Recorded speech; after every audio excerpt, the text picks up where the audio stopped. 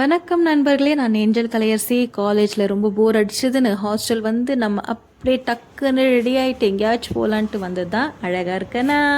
இப்போ நம்ம வந்திருக்குது நம்ம ஹாஸ்டல் பக்கத்தில் இருக்க ஒரு அழகான கார்டனுக்கு தான். இது பேர் என்னன்னு தெரியல, நீங்களே பார்த்துக்கோங்க. வணக்கம், இது யாதும் ஊரே யாவரும் கேளீர், அன்பை பகிர்வோம் இயேசுவின் வழியில்.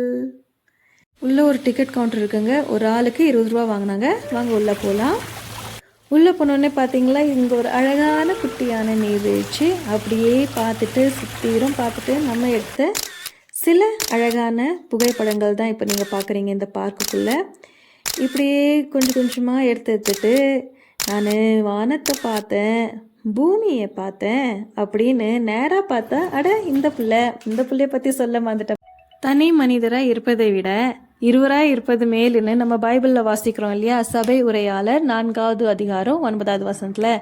அதுக்கேற்ற மாதிரி இந்த சிக்கிமில் ஒரு தூர பிரதேசத்தில் எனக்கு கிடைச்ச ஒரு அழகான நண்பி தான் இவங்க வந்து மீர் காம்லின், அருணாச்சல் பிரதேசத்தை சேர்ந்தவங்க. என்னோட கிளாஸ்மேட். அவங்க வந்து காலோ ட்ரைபை சேர்ந்தவங்க. நாம்சாய் ஊர்லேருந்து வந்திருக்காங்க. She is my tour guide today. Hello everyone. फिर से Hello, hi guys. कलाई रश्मि का tour guide है.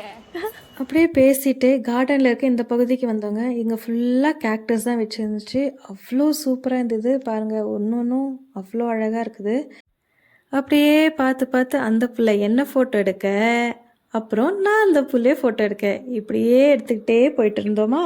அப்போ தாங்க எனக்கு ஒரு பாட்டு ஞாபகம் வந்துச்சு. என் தெய்வம் வாழும் பூமி இது, எத்துணை அழகு இது அப்படின்னு ஒரு பாட்டு இருக்குல்ல. அதுக்கேற்ற மாதிரியே நம்ம தெய்வம் வாழ்கிற இந்த பூமி எவ்வளோ அழகாக இருக்குல்ல.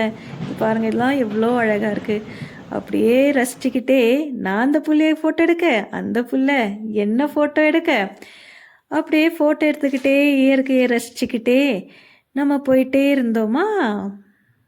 அப்போ தாங்க கண்ணில் நம்ம இடம் தென்பட்டுச்சு. அட சாப்பிட்ற இடங்க பின்னாடி பாருங்க.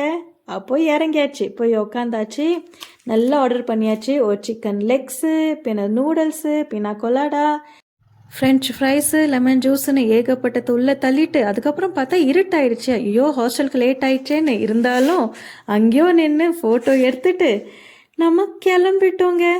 சரி வரட்டா, நன்றி, வணக்கம், பாய்.